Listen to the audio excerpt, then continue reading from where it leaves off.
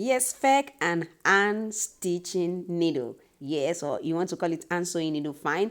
And round hole punch, of course. Then my normal round punch as well. There's what I have here. The thread is actually size 3. Now my fake is going to be helping me to create the equidistance. That is for people who do not have a round hole punch. I mean the one that you don't really need to create any consistent and spaces between the stitches. Now the punch I'm using is 0.5 millimeter in diameter. Come on now. Yes, it's actually 0.5.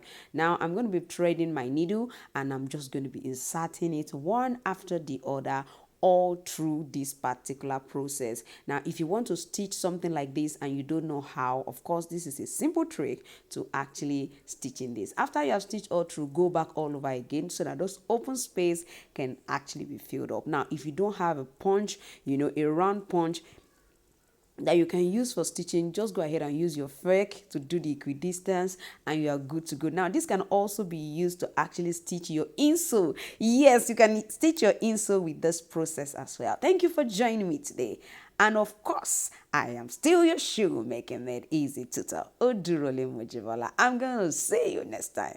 Bye.